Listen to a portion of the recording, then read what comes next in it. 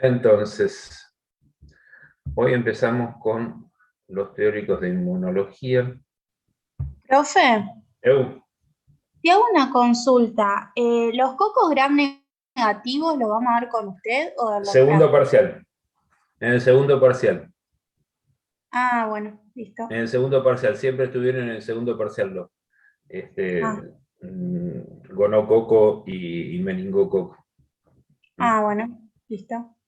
A ver, también pensé en mandarlos al primer parcial, pero ya era como mucho seguir metiendo demasiados temas en el primer parcial, que ya de por sí se desolaron.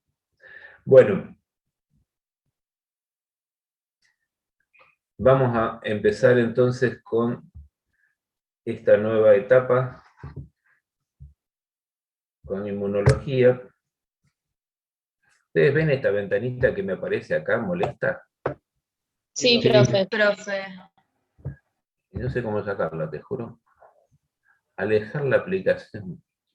Alejar la ventana de aplicación compartida. A ver. Esto. No. Profe, Igual no molesta, profe. ¿No molesta seguro? No, profe. No molesta. Bien. No importa. Bien. Vamos a empezar entonces. Inmunología. Ciencia que estudia, entonces, el fenómeno inmune. ¿Y qué cuernos es el fenómeno inmune? El fenómeno inmune no es más ni nada menos. Espera que tengo que seguir entrando gente. Admitir.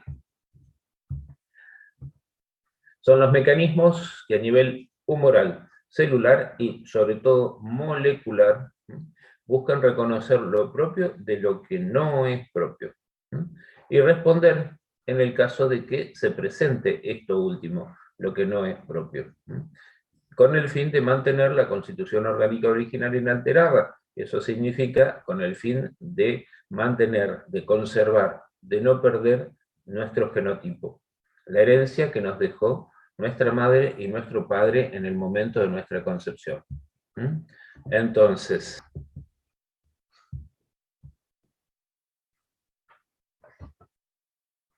¿cómo empezó todo esto en el occidente?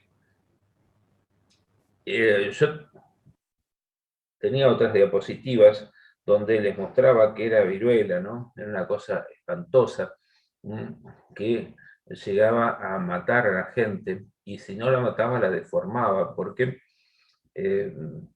producía unas vesículas en la cara, en todo el cuerpo, y estas vesículas se infectaban. Acuérdense que no había antibióticos, los antibióticos aparecieron casi a la mitad del siglo XX, entonces en ese momento cuando se infectaban esas cáscaras eran espantosos y la gente quedaba desfigurada.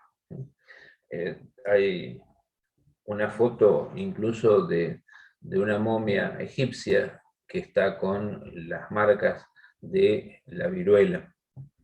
Entonces, este señor, Edward Jenner, que llegó a ser tan famoso, que justamente Napoleón, nada más ni nada menos, lo admiraba tanto que él le mandó una carta a Napoleón para que liberase a los prisioneros de guerra ingleses, y Napoleón accedió, ya que lo admiraba de tal manera que no podía negarle. Y si ustedes saben algo de Napoleón, saben que lo que menos tenía Napoleón era humildad. Bien, este señor era un humilde médico de la campiña inglesa y atendía a unas señoras que eran ordeñadoras.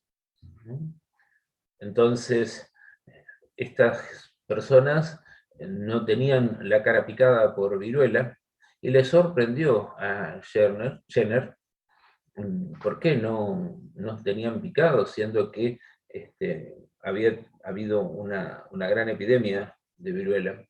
Y estas mujeres le mostraron las manos que tenían justamente picaduras de la viruela de las vacas. Se llama vaccinia. Fue entonces que a Jenner se le ocurrió que la viruela de las vacas prevenía a la viruela humana. Entonces agarró un chico, chiquito, 9, 10 años, no llegaba a 12, James Hill. Si esto lo hace ahora va preso, ¿no?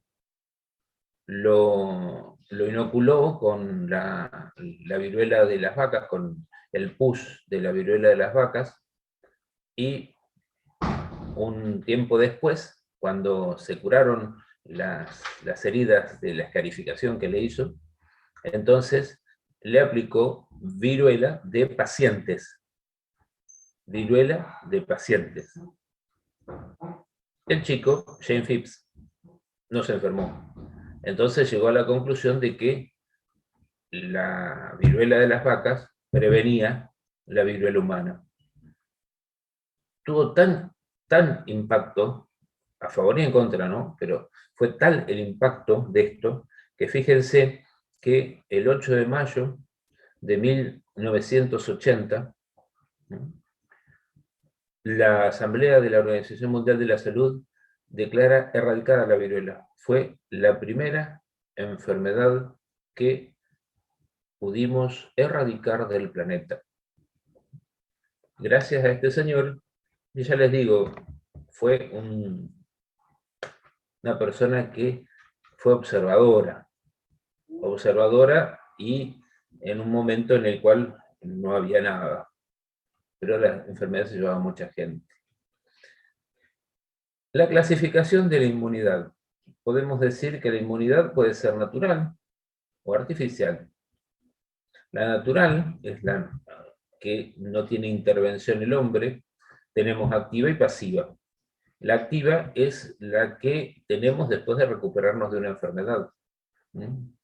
Es la gran discusión de estos días, si cuando uno se recupera de coronavirus queda inmune o no. Nadie lo sabe. Todo el mundo guitarrea. Hasta que no pasen los años no vamos a saber qué ocurre con esta enfermedad bien. También, bueno, esta ustedes la han escuchado 1000 veces. Si tuviste papera, no te volvés a enfermar de papera. Si tuviste varicela, no te volvés a enfermar de varicela. La otra es la pasiva, la que nos pasó nuestra madre, a través de la placenta o a través del calostro. El calostro es la primera secreción de la glándula mamaria, inmediatamente ocurrido el parto. O también podemos tener una inmunidad que sea artificial o con que sea inmiscuido el hombre en el medio. Y ahí tenemos también activa y pasiva. Dentro de las activas está la vacuna, que la vacuna es como una enfermedad mentirita. O sea, tratamos de aplicar una... A ver. Esto, cuando empezó todo el criterio de las vacunaciones, se usaba mucho disminuir la virulencia de los agentes a través de distintos cultivos o de pasaje en animales de laboratorio. O bien, si el germen lo permitía, matarlo. Hoy día, la ciencia ha evolucionado tanto que tenemos estas vacunas que nos están aplicando, que son realmente de ciencia ficción. Fíjense que el virus corona es un ARN, y los virus que nos aplican son ADN. O sea, no hay un virus que sea ADN y ARN, por concepto, no existe. Por lo tanto, tuvieron que sacarle un pedazo del ARN, saber que ese pedazo del ARN codificaba la proteína de superficie hacia la cual se montan los anticuerpos, pasarla de ARN a ADN con una transcriptasa reversa, la misma que usa el virus del SIDA. Una vez que es ADN, transceptarlo, o sea, meterlo dentro de un virus, el adenovirus, y entonces inyectar el adenovirus, para que este adenovirus, que dicen no replicante, o sea, no tiene una gran capacidad de infectación, se meta en las células, haga producir entonces ARN del mensajero. El ARN mensajero va a hacer que se genere en las células del individuo la proteína del virus corona, y por lo tanto esa proteína va a ser reconocida y se va a activar el sistema inmune y va a atacar al virus, entonces si llega a entrar. Esa es la teoría. Se pueden dar una idea de cómo evolucionó la ciencia desde el siglo XVIII, con Jenner, que agarraba pus de las vacas y se le inyectaba a la gente, hasta hoy día, en el cual hacemos estas cosas tan raras. La otra posibilidad de inmunidad artificial es a través de la forma pasiva, ¿no?, de los sueros homólogos o heterólogos. Y esto también se están usando, ¿no?, en el tratamiento contra el coronavirus. Ustedes habrán escuchado el plasma, ¿no?, de convalecientes, una técnica que se viene usando para tratar la fiebre hemorrágica argentina desde hace muchísimos años. Y también se está usando el plasma, o el suero equino de caballos que le han inyectado el virus corona. Obviamente el caballo no se enferma, porque no es un virus que pueda entrar en las células equinas. Ya dijimos que el virus tiene como unas llaves que tienen que entrar en una cerradura en las células, y si la llave esa no entra en una célula equina, el virus queda afuera y no se puede multiplicar. Por lo tanto, el caballo hace anticuerpos y después le sacan sangre al caballo, purifican, o sea, generalmente lo que se hace es una máquina que vuelve a meter los glóbulos rojos y solamente saca el plasma. Coagulan el plasma, sacan el suero y entonces lo purifican y sacan entonces un suero heterólogo, hiperinmune, anticoronavirus. Esa es la historia. Esto también se usa para, por ejemplo, los famosos sueros antiofídicos, es suero heterólogo, o los sueros homólogos que se usan en el caso de hepatitis B, en el caso de rabia, en el caso también de tétanos, suero homólogo hiperinmune antitetánico. Bien. Otra forma de clasificación de la inmunidad podemos decir que es tanto innato en el momento del nacimiento, ya venimos con esa información, o adquirida, que vamos entonces a adquirirla, valga la redundancia, después de nacidos. Entonces, la innata es sin sensibilización, tiene una acción inmediata,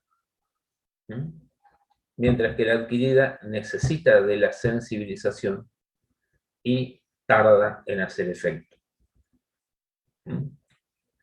Ya vamos a ver por qué. Esto, bueno, siempre se lo agradezco. Hace ya algunos años, la Universidad de Carolina del Norte de Estados Unidos, la Facultad de Medicina, me permitió bajar sus clases de inmunidad, toda toda la parte de animaciones y todos los gráficos, así que siempre se los agradezco inmensamente. Bien, esta es una ecuación que se planteó para tuberculosis, en la cual decían que la enfermedad siempre va a estar en el balance entre el dosis infectante, por un lado, que es la cantidad de gérmenes que se necesitan para producir una enfermedad, por la virulencia, o sea, lo malo que sean esos gérmenes, y abajo, restando, inversamente proporcional, la inmunidad del paciente, o la capacidad de respuesta de eso. Por lo tanto, cualquier enfermedad siempre va a ser un eterno balance entre la infección y la inmunidad. No siempre nos vamos a enfermar, aunque haya un agente infeccioso. Va a depender de la dosis infectante. De ahí, y vuelvo al ejemplo de los casos que estamos viendo de coronavirus. No sabemos todavía cuál es la dosis infectante de coronavirus, pero sí sabemos que hay personas que son fuertes eliminadores de virus y otras personas que son poco eliminadores de virus. Por lo tanto, va a depender de la cantidad de virus que estemos exhalando. Y también, esto lo han escuchado hasta en la televisión, hay ahora cepas que son más virulentas, o sea, tienen más capacidad de infectar, les dice. Eso es virulencia. Más capacidad de infectar, incluso también más capacidad de matar al hospedador. ¿Se entendió esto de dosis infectante? Por Sí, profe, sí, virulencia. sí. Hay algunas infecciones, por ejemplo, hepatitis B, ustedes tienen que 8 virus, 6 a 8 virus, algunos autores dicen 6, 6 virus alcanzan para infectar. Ese virus jodido. Bien, el sistema inmune les va a traer algunos efectos benéficos, como por ejemplo la protección ante invasores o la eliminación de células alteradas. Tienen que recordar siempre de que nosotros estamos permanentemente produciendo células alteradas durante la división o con la exposición al sol, por ejemplo, y estas células no progresan y nos producen un cáncer a pesar de que se estén produciendo. Y eso es gracias a que nuestro sistema inmune las detecta y las elimina.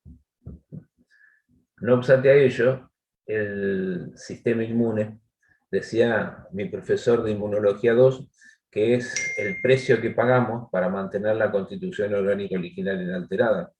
Y a veces pagamos un precio muy alto. Fíjense que las personas, o muchas de las personas que están falleciendo de coronavirus por problemas pulmonares, lo están haciendo debido a lo que se llama la tormenta de citoquinas, o sea, es a su propio sistema inmune que, con tal de eliminar ese agente extraño, puede llegar a destruir el propio pulmón y la persona se muere. ¿Estamos? Bien. Vamos entonces a entrar de lleno en un poco de... Profe, Dime. perdón, ¿podés volver a la diapositiva anterior que no vi el ¿Cómo no? último ítem? ¿Cómo no? Es lo que estamos hablando, inflamación, y llega a ser a veces autodaño, una reacción inmunitaria demasiado fuerte. O también, en el último parcial vamos a ver los mecanismos de daño inmunológico cuando nuestro sistema inmune está descontrolado o no está bien controlado, cómo puede llegar a producir algo de patología. Las patologías directamente relacionadas con el sistema inmune están tanto en inmunodeficiencias como en hipersensibilidad y autoinmunidad. Esto ya lo vamos a explicar más adelante. ¿Estamos? Sí, profe, Cuando ustedes gracias. tengan una duda, me paran, no duden en pararme. O que no se entienda algo, me paran y volvemos para atrás. Bien, vamos a ver entonces inmunidad innata. Esto lo dividimos en barreras de defensas naturales, que es una manera sin gasto de energía. Los mecanismos especiales, y vamos a hablar un poco de la inmunidad innata, a diferencia con la adquirida. Bien. Los mecanismos sin mucho gasto de energía o sin gasto de energía. Acuérdense que el órgano más grande que tenemos en el cuerpo es la piel. Es el órgano más grande, uno de los órganos más importantes que tenemos. Fundamental. Perder el 30% de la piel es una sentencia de muerte. En la piel tenemos, bueno, ustedes saben, células escamosas, tenemos sudor, secreciones, melanocitos, y lo importante de las células escamosas es justamente la descamación. Yo siempre les hago la comparación cuando dábamos clases presenciales y teníamos en la pared azulejos, les decía, imagínense que detrás de estos azulejos se están fabricando nuevos azulejos. Entonces, cuando se ensucian, en lugar de estar limpiándolos, directamente los sacamos. Sacamos todos los azulejos de esto, total, se están formando nuevos azulejos atrás. Y cuando se ensucian eso, volvemos a sacarlo. Y así sucesivamente. Esa es entonces un poco la descamación. Nosotros, al perder las capas superficiales, eliminamos todos los agentes infecciosos que pueden llegar a estar entonces en la superficie de nuestro cuerpo. El sudor es una manera de mantener la temperatura corporal. Cuando la sangre se calienta, la sangre, ustedes vieron el sistema nervioso y la irrigación del sistema nervioso a través del polígono de Willis, ¿no? Entonces, ese polígono de Willis está irrigando una zona muy importante de la base del cerebro, ¿no? De los núcleos de la base, y en esos núcleos de la base se está sensando, no es una palabra en castellano, pero se usa bastante en el argot de la medicina, se está evaluando permanentemente la temperatura de la sangre. En nuestra especie, la temperatura central tiene que estar en 37 grados. Si por algún motivo la temperatura de la sangre sube, por ejemplo, comenzamos a correr.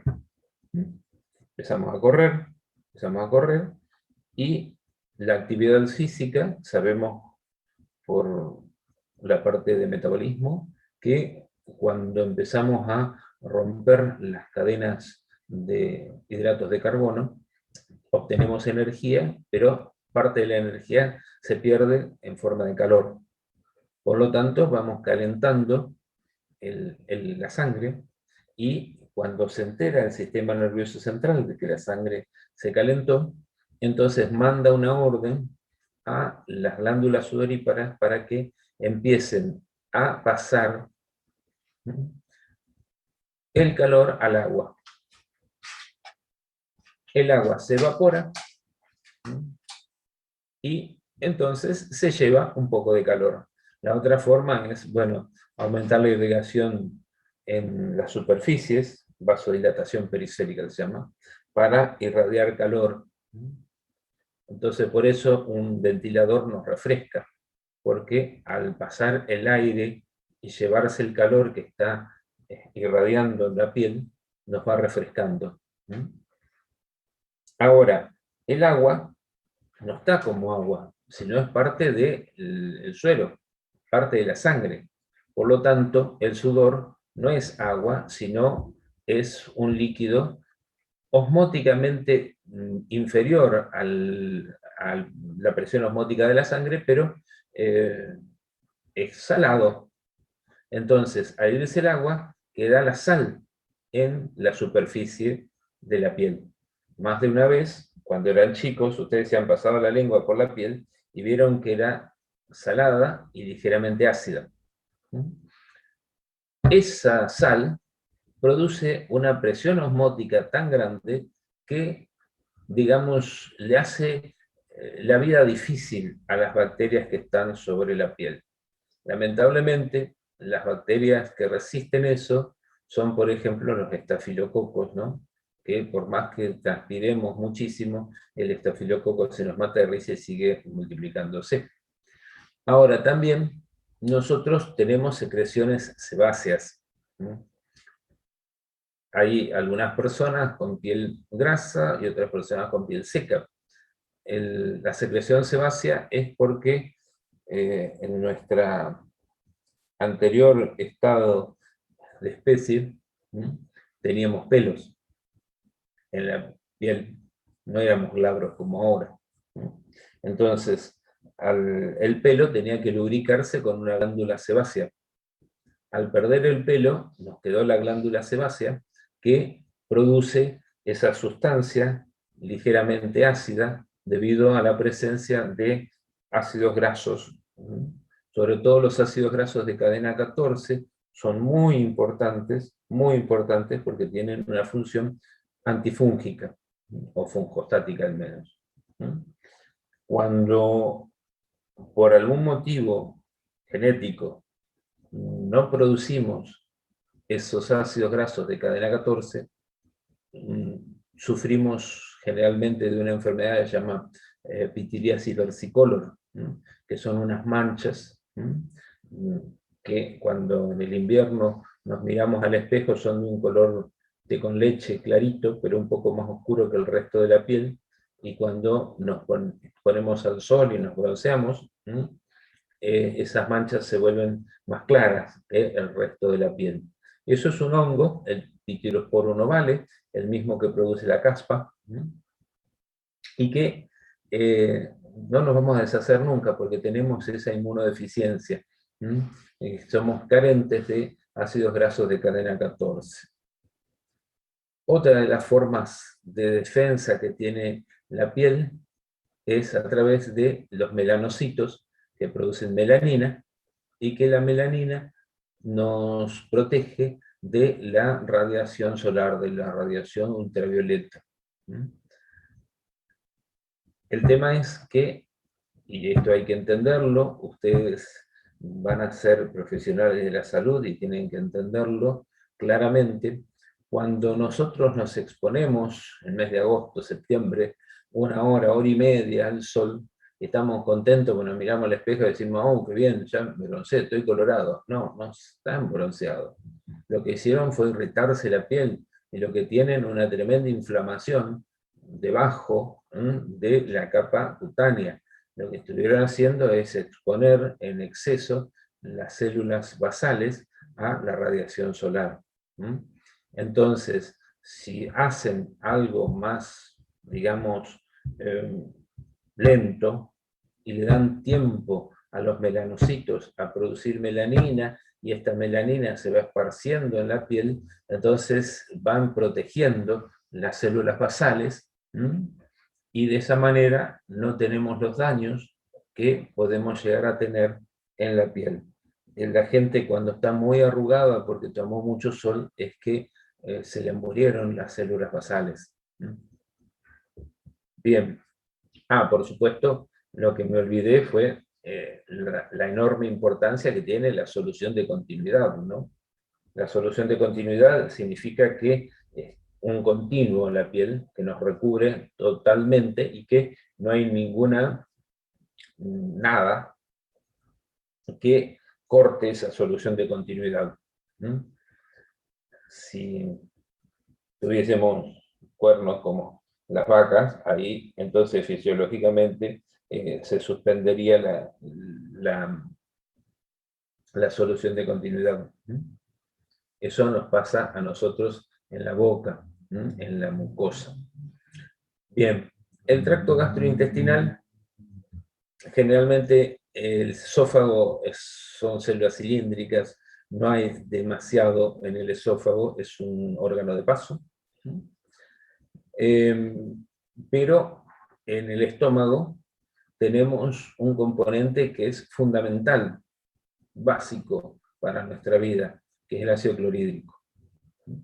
El ácido clorhídrico lo que hace es, nos permite, gracias al ácido clorhídrico podemos llegar a digerir las carnes, ya que las enzimas que son las proteasas tienen un pK ácido.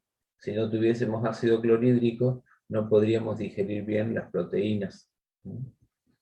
Y también sirve para que cualquier bacteria que caiga al estómago lo hace bolsa, ¿no?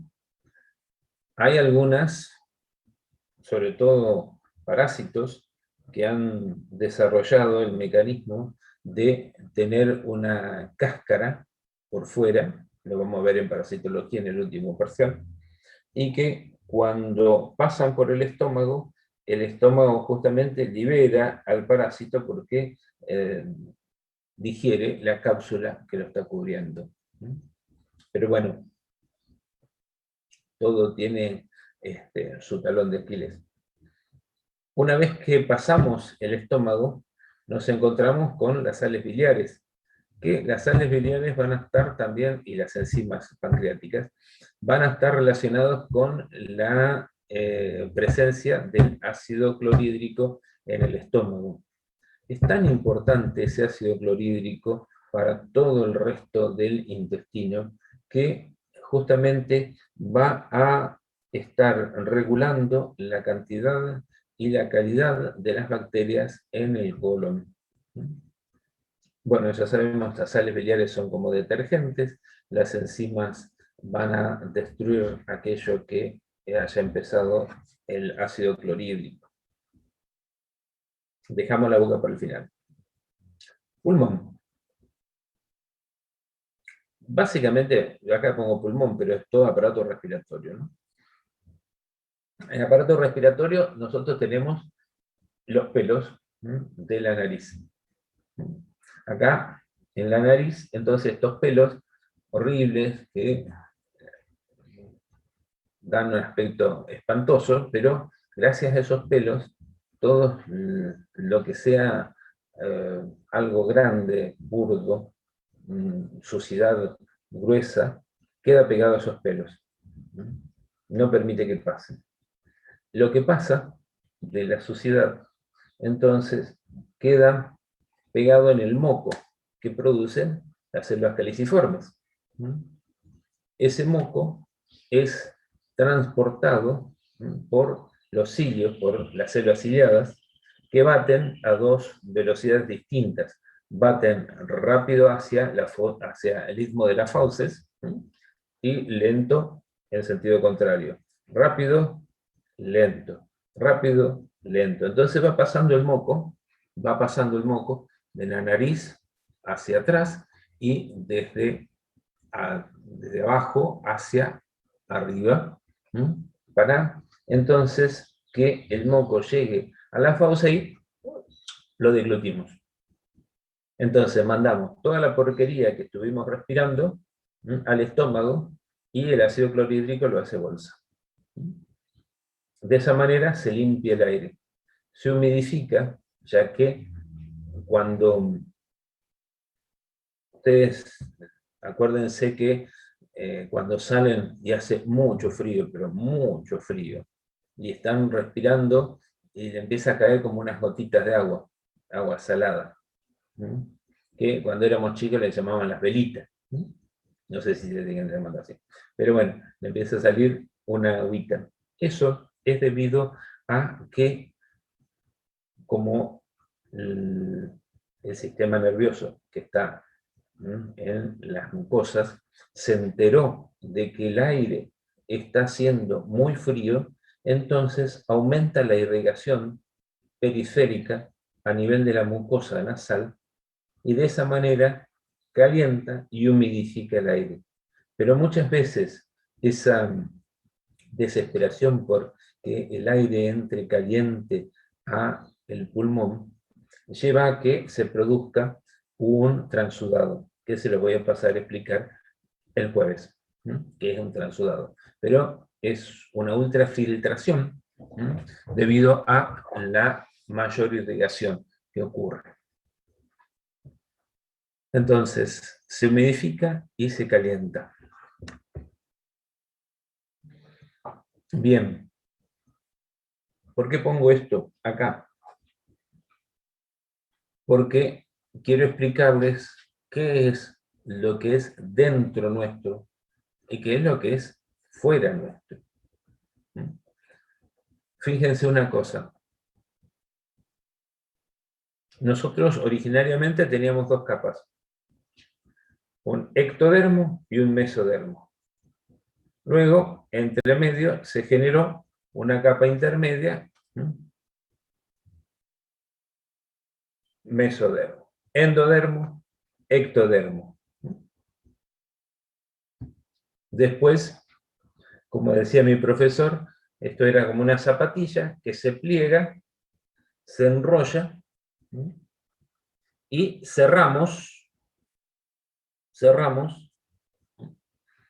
este embrión originario y a partir de ahí entonces se generan las cavidades.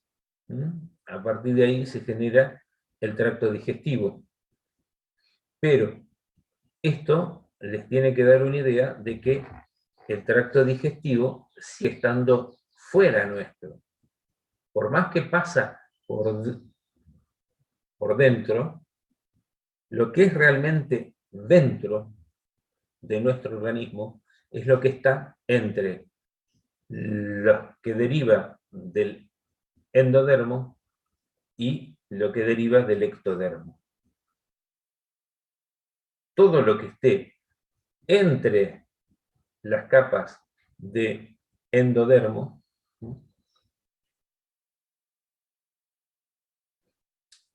es fuera. ¿Se entiende esto? O sea,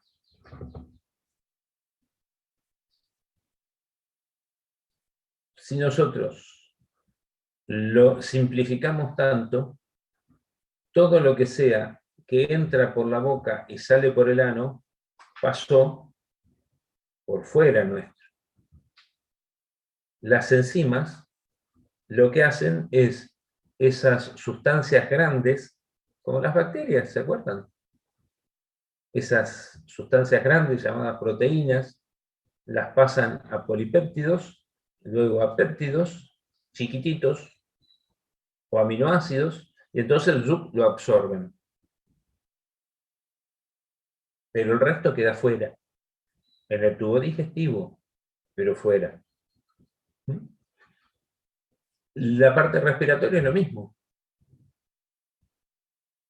Los alvéolos son derivados del endodermo.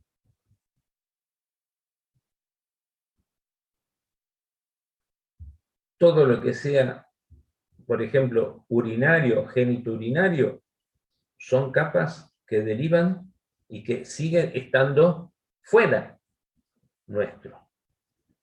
Por lo tanto, si nos fracturamos y rompemos la piel, la fractura expuesta es gravísima. Es gravísima. Cuando nos cortamos, cuando nos quemamos, entonces estamos ingresando al interior real de nuestro cuerpo.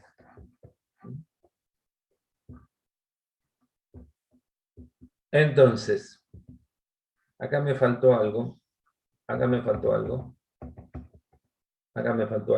porque estoy viendo, a lo mejor se me mezclaron las diapositivas, porque hablé de aparato digestivo, hablé de aparato respiratorio, me quedó el genitourinario. El genitourinario, como ustedes pueden ver, la vejiga, si bien está dentro nuestro, está rodeado completamente por una membrana que deja un canal que se conecta con el exterior. O sea, le llega la orina a través de los uréteres que tienen un pasaje, ustedes no la ven en esta parte, la vejiga tiene la tercera porción del uréter que discurre por la musculatura vesical. Entonces, cuando la vejiga está relajada, permite el paso de orina. En la medida que la vejiga se va distendiendo, cierra, aprieta a la tercera porción del uréter y no permite que pase más orina. Bien, de esa manera se protege entonces que suba una posible infección a los riñones. Perfecto. ¿Cómo se protege el aparato urogenital? El flujo de orina es fundamental para la eliminación de las posibles bacterias que hayan ganado entonces la uretra. La uretra es este conducto que va desde la vejiga hacia el exterior. La uretra es más fácilmente contaminable en el sexo femenino debido a que es más corta y puede llegar a estar contaminada con materia fecal. Esto es más común, más frecuente en las nenas cuando empiezan a higienizarse. Entonces pueden meter materia fecal en la vulva y entonces producir una infección urinaria por las bacterias del aparato digestivo, por las bacterias fecales. Fíjense lo sabia que es la naturaleza, que la vulva en las nenas que no han desarrollado todavía sus hormonas está prácticamente hacia adelante. Y cuando aparecen las hormonas, entonces comienza a haber un depósito de grasa que baja la vulva a el nivel de la mujer adulta. En la vagina existe un recubrimiento que es muy rico en azúcares, en polisacáridos, glucógeno. Y cuando esas células se decaman, ese glucógeno es utilizado por la biota normal de la vagina para producir ácido láctico, el lactobacilo de Doggerland famoso, y el lactobacilo también produce peróxido de hidrógeno, agua oxigenada. Y esto entonces mantiene el equilibrio normal de la biota del aparato genital femenino. El aparato genital masculino es un poco más largo, el largo de la uretra, pero, como dice acá, ante un catéter, por ejemplo, a la salida de la vejiga, nosotros los varones tenemos una glándula que muchas veces en edad adulta puede aumentar de tamaño y obstruir la salida de orina. Entonces, ante una hipertrofia prostática, se produce una disminución del flujo y la mayor posibilidad de una, entonces, infección urinaria en el hombre, una uretritis. Por supuesto, después están todas las infecciones de transmisión sexual que vamos a ir viendo en el próximo parcial. El ojo, que acá está, el ojo tiene la secreción de lágrima que está permanentemente entonces limpiando la córnea. La córnea no tiene irrigación. En el caso de una úlcera, desde el limbo esclerocorneal, que es el límite entre lo blanco y lo transparente del ojo, empieza a invadir los vasos sanguíneos hacia el sitio donde está la úlcera y ahí se forma, entonces, lo llaman pannus corneal. Ahora, esas lágrimas se van a absorber en los puntos lagrimales. Si ustedes tienen a mano a otra persona, le bajan acá el párpado superior, o le levantan y le levantan el párpado superior, acá en las comisuras, van a ver que hay dos puntitos. Esos puntitos son fundamentales porque se unen, ¿sí?, y van a parar a la nariz, en lo que se llama conducto naso-lagrimal. Naso-lagrimal. Entonces, la lágrima que se produce se absorbe por los puntos lagrimales y va a parar a la nariz.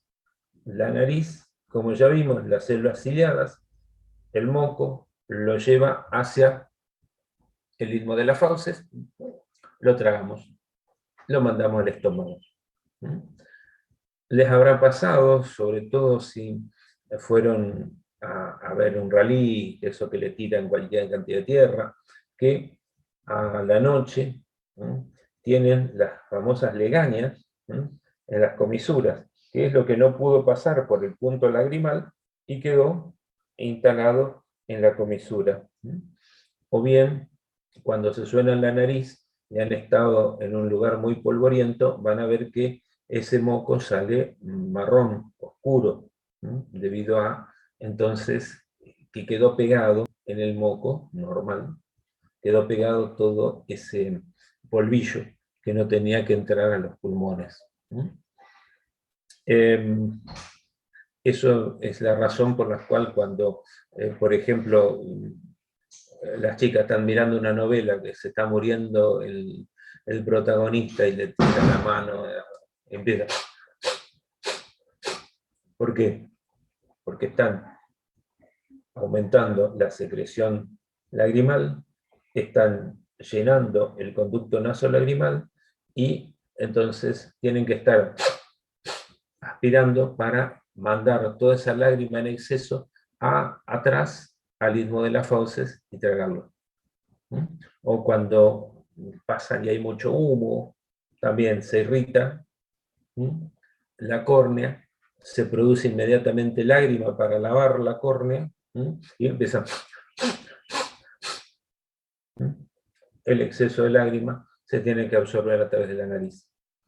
Este mecanismo les puede explicar por qué ustedes tienen que tener gafas de protección cuando estén trabajando, porque todas las bacterias, la porquería que están levantando ustedes de la boca del paciente, inclusive sangre, que le llega a los ojos, va a parar a la nariz, va a parar al aparato respiratorio, va a parar al estómago, en el mejor de los casos.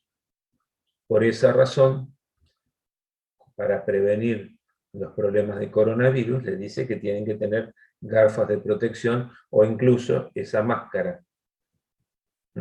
Pero la máscara no le soluciona el problema de que entra el aire y lo aspiran. La máscara solo sirve si se usa con barbijo. Bien. Entonces,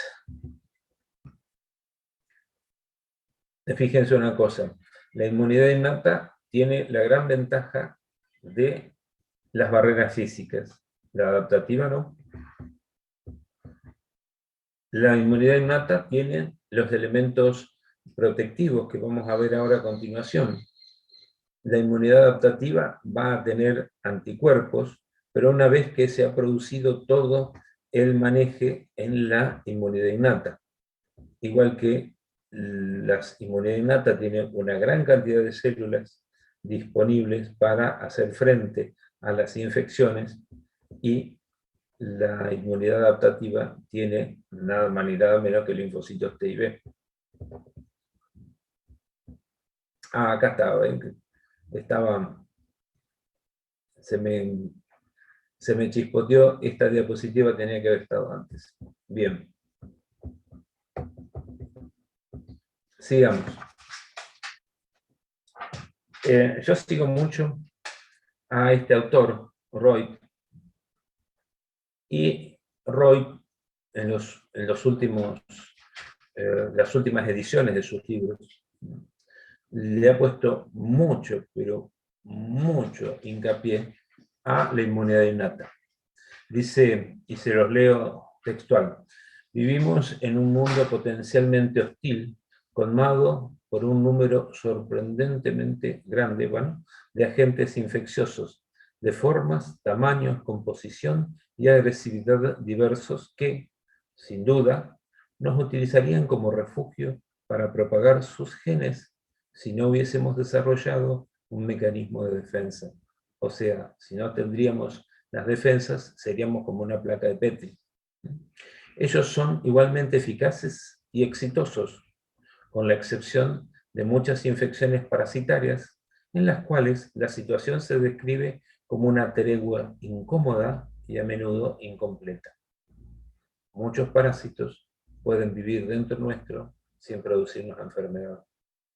Además de los pocos conocidos factores constitucionales que inducen susceptibilidad en una especie y resistencia en la otra, se han descubierto diversos procesos antimicrobianos relativamente inespecíficos que son innatos, y en sentido que no son afectados intrínsecamente por el contacto previo con agentes infecciosos.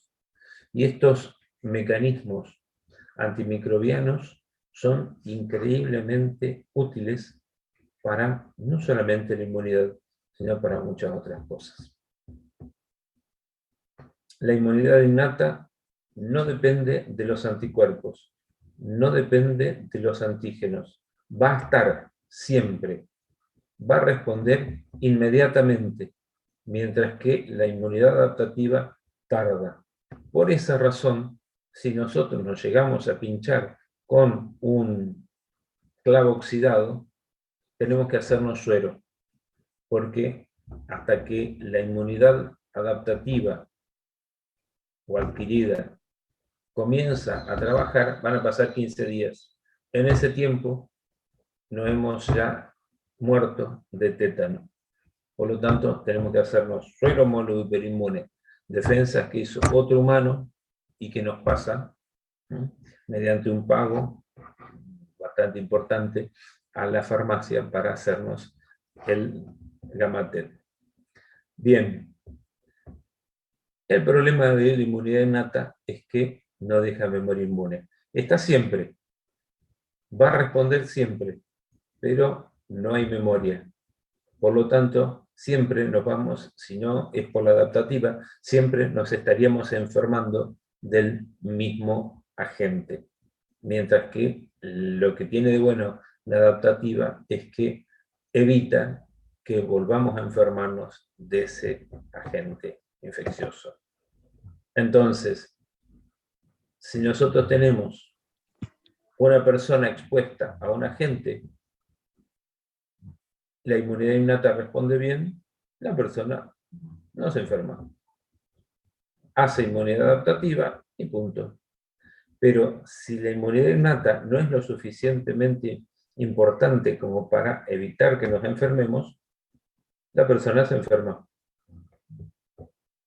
Una vez que se recupera, hace inmunidad adaptativa que evita la reinfección. Si la persona no llega a superar, se muere. Y esto es lo que pasa con el coronavirus hoy día. Si la inmunidad innata es lo suficientemente fuerte, o ese virus, esa cepa, no es lo suficientemente virulento, o si la dosis infectante fue baja, la persona no se enferma y genera inmunidad.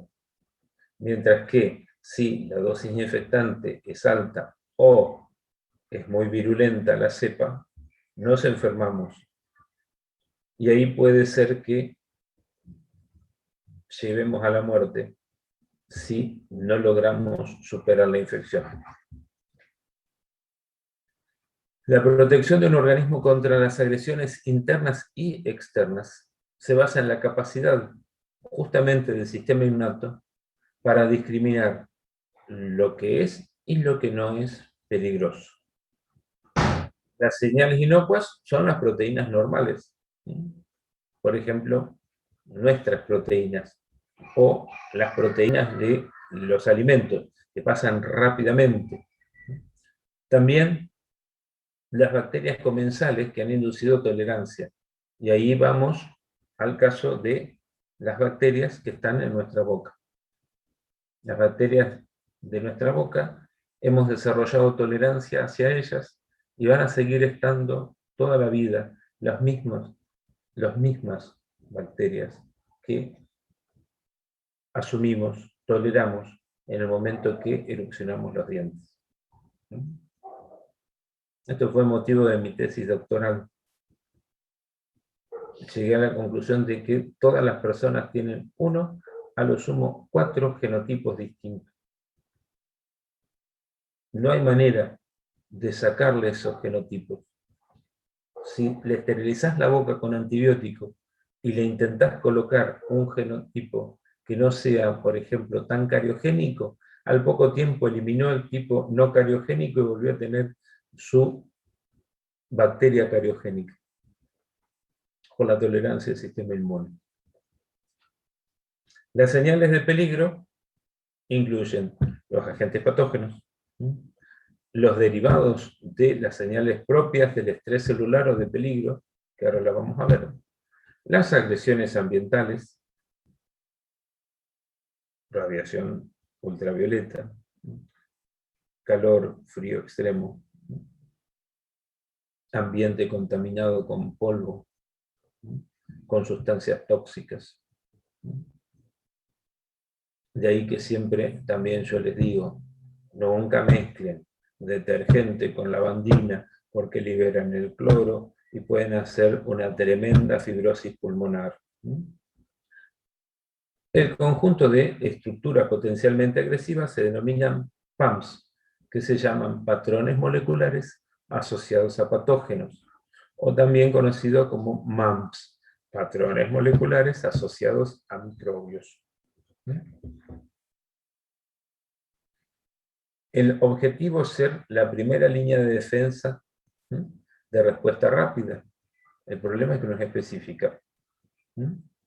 Además, es indispensable una buena respuesta inmune innata para que le pase la información al sistema adaptativo, que ese sí es específico, y ese sí deja memoria inmune. Entonces, tenemos que hablar de qué se vale el sistema innato para reconocer esos PAMs. Se vale de receptores de reconocimiento de patrones.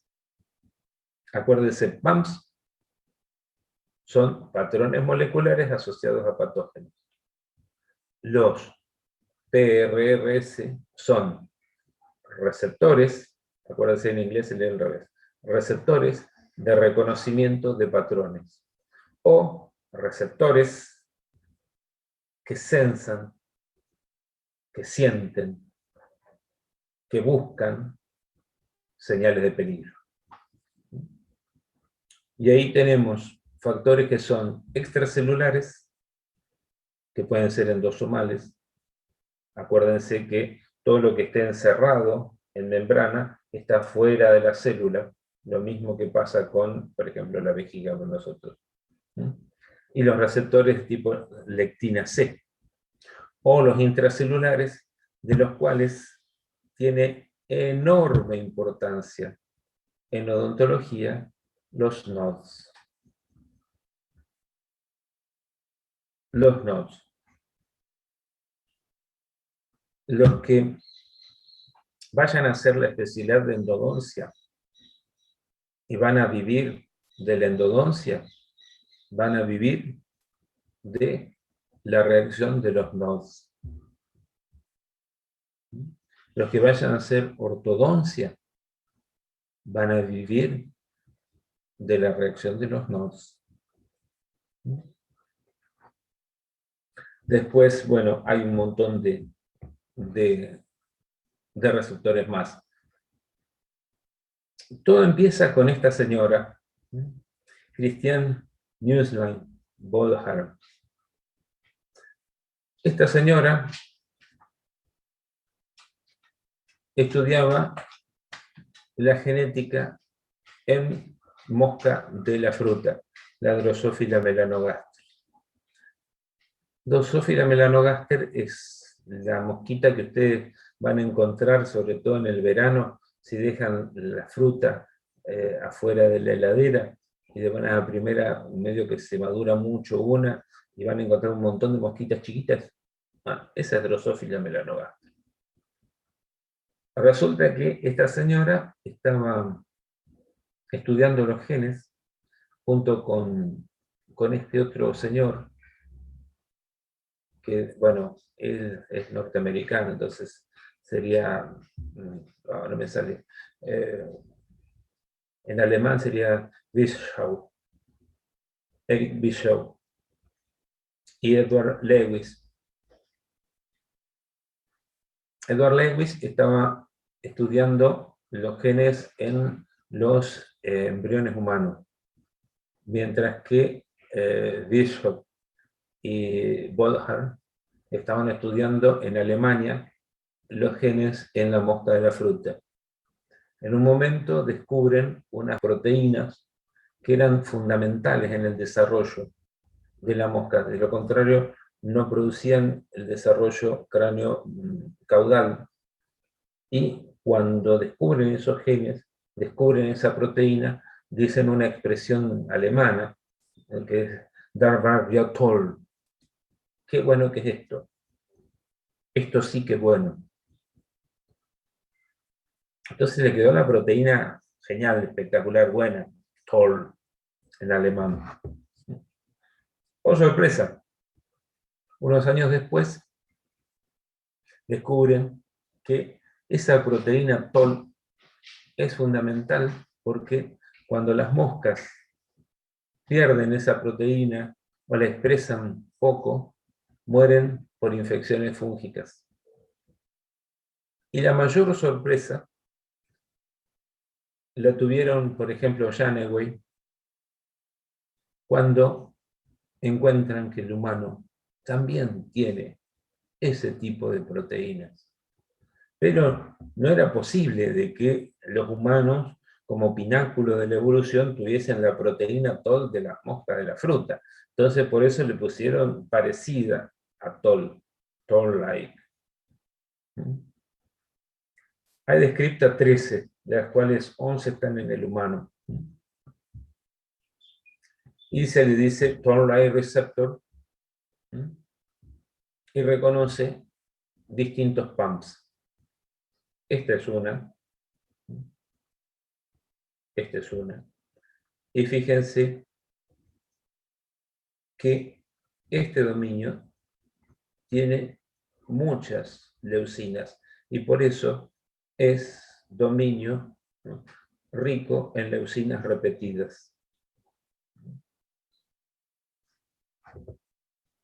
Fíjense, tenemos las que están fuera, digamos, externas, no dentro de, encerradas en membrana dentro de la célula, TLR1, TLR2, TLR4, TLR5, TLR6. Fíjense, la TLR3 va a detectar ARN de doble cadena, típico de los virus.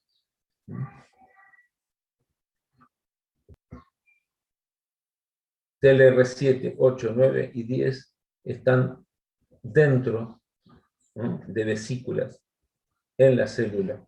Y obviamente van a reconocer todas las estructuras virales, como el ARN de cadena simple, los oligonucleótidos de ADN viral. La TLR10 va a detectar compuestos fúngicos, y la TLR11 es un pseudogen aparentemente sin una gran función en humanos. Profe, ¡Eu! te consulto, Dime. ¿cada receptor va a No realizar una te respuesta escuché. diferente? No te escuché, mi amor, Perdón. perdón. ¿Podés repetírmela? ¿Cada receptor va a responder de una forma distinta Va a ¿O todos reconocer, estos tienen la misma respuesta frente a ese va a ligando? reconocer a una sustancia distinta, o algunos reconocen varias sustancias, por ejemplo el TR4, pero van a tener distintas reacciones, porque no es lo mismo que reconozcan un polisacárido bacteriano a que reconozcan un ARN de cadena simple o de cadena doble. Claro. Porque además, el que reconoce ARN simple de cadena simple o doble, tiene que estar en células muy específicas como son los linfocitos. Pueden estar en células dendríticas también, fundamental para activar linfocitos. ¿Estamos? Sí, profe. Gracias. Fíjate una cosa. TLR4 detecta níquel. Entonces, TLR4 es una de las sustancias celulares implicadas en que vos, por ejemplo, no puedas usar cualquier colgante porque se te haga una inflamación. Viste que hay gente que solamente puede usar oro o puede usar acero quirúrgico, porque si se pone un arito de esos comunes, se le inflama, le queda la oreja así. Es por los TLR4, que reconocen las partículas de níquel que puede llegar a tener la sustancia y produce inflamación. Fíjate vos, qué loco, porque el níquel no es una estructura biológica, pero lo reconoce. Sí, Los profe. Es TLR4, increíble la naturaleza. Si te pones a pensar cada cosa. vas a ver lo loco que es todo esto. Porque hasta qué punto tan ínfimo es capaz de el sistema inmune de reaccionar y producir justamente una reacción a veces exagerada. Sigamos. Entonces, tenemos los patrones asociados a patógenos. Estos van a ser detectados por estos componentes, los receptores de patrones, tanto sean los que están unidos a la célula o los que están solubles. Hay muchos de estos receptores, no los PAMs. Hay otros receptores que son solubles, por ejemplo, que están en el complemento, que vamos a ver la semana que viene, y que unen a los patógenos y facilitan la fagocitosis, facilitan justamente la eliminación de estos componentes de la célula, de la sangre o del tejido. Estos PAMs entonces van a generar en algunas células, por ejemplo, quimioquinas, que son sustancias atrayentes de fagocitos, o citoquinas, que son sustancias que van a estimular a otras células. Por ejemplo, células endoteliales para producir inflamación, van a activar macrófagos, van a activar células dendríticas. Entonces, estas sustancias tienen un enorme componente para producir respuesta inflamatoria, por ejemplo, y que entonces el sistema adaptativo vaya entonces a activarse y generar una respuesta más prolongada en el tiempo, o sea, memoria inmune. Habíamos hablado de los PAMPs.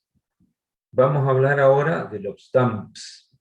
De los DAMPs, sin ningún lugar a dudas, los que más preponderancia tienen en la odontología son los nodes.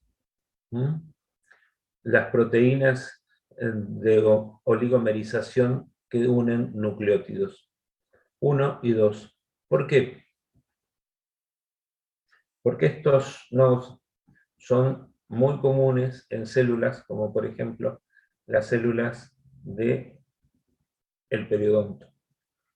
Entonces, cuando ustedes quieren mover un diente para alinearlo, empiezan a tironear del ligamento periodontal. Las células, a través de los nodos, se enteran y comienzan a producir osteoprotegerina. ¿Para qué? Para que se calcifique y resista el ligamento periodontal, para que no se despegue el ligamento periodontal del hueso. Y gracias a eso ponen hueso. En tanto que del lado que ustedes están moviendo, la pieza que quieren moverla hacia ese lado, están ejerciendo una presión a través de los nodos, a través de los NLR, se entera el hueso y el osteoblasto se transforma en osteoclasto y comienza a demoler el hueso. Y por lo tanto, le dan lugar al diente a moverse. Por un lado calcifican, por otro lado reabsorben. O sea, el movimiento dentario en la ortodoncia es debido al sistema inmune innato. Otro, tenemos una caries.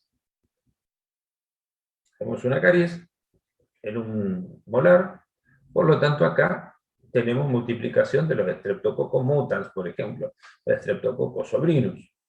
Tenemos un montón de bacterias que forman el biofilm, biopelícula. Estas bacterias se multiplican, entonces teníamos un poquito y después tenemos dos. Pero la pared que había de acá hasta acá se destruye, desaparece. Esos residuos van a permear a través de los canalículos dentinarios y las células de la pulpa van a través de los nodos a enterarse que existen esas sustancias y van a comenzar a producir elementos de la inflamación. Van a empezar a producir entonces sustancias proinflamatorias que van a llevar a que se produzca entonces, debido a esa caries, una hiperemia, hiperemia, hiper más emia, sangre, un aflujo de sangre en la pulpa. Pero ¿qué pasa? La pulpa está encerrada en el diente, no se puede expandir. Si se mantiene a través del tiempo, esta pulpa se muere por la presión. Y cuando esta pulpa es invadida por las bacterias, entonces pasa de necrosis, que es tejido muerto dentro de un ser vivo, a gangrena. Y ahí tenemos entonces la famosa gangrena pulpar que nos lleva a la endodoncia.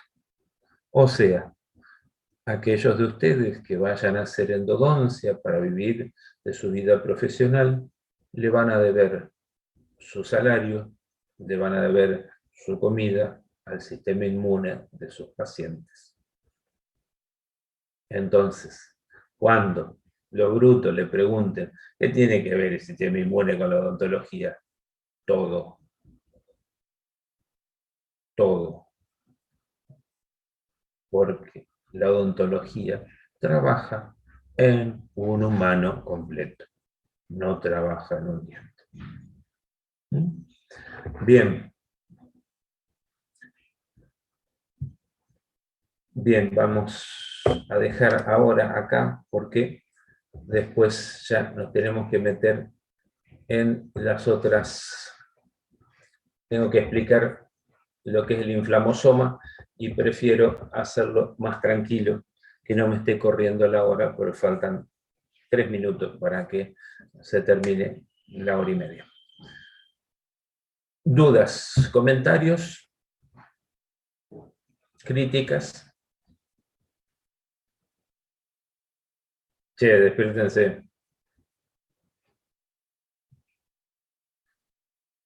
No, profe, Profe, se entendió bien. ¿Eh? estos receptores están en la inmunidad innata Sí, mi amor. en esas En- célula que vos nos habías en mostrado en el Todas cuadro. las células pueden estar. Claro, por ejemplo, los NOTs están en casi prácticamente todas las células del organismo. Yo les pongo los ejemplos de la parte de odontología, pero están en todas las células del organismo. Donde se te ocurra, porque en todos los lugares puede haber un estrés celular debido a algún problema, algún daño. O sea, la vas a tener en riñón, la vas a tener en corazón, la vas a tener en todos lados. En todos lados. Nosotros hacemos hincapié en la parte odontológica, pero están en todas partes. Las células encargadas de la fagocitosis son las que van a tener los TLR, los receptores de tipo TORC, pero los NOD están en todas las células, prácticamente en todas las células. En todos los órganos vas a tener algún tipo de estrés.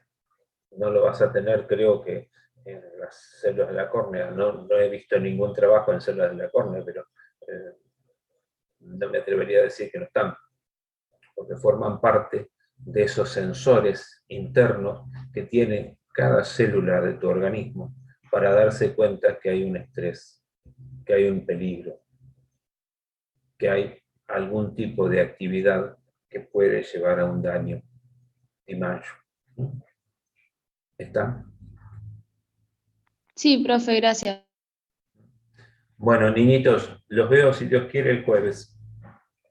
¿Estamos? Dale, profe. Muchas Muchísimas gracias. gracias. Gracias, Profe, profe. gracias. Pequeños, Gracias. acuérdense que Gracias, pasó el profe. parcial, así que Profe, sigan estudiando, no se dejen estar.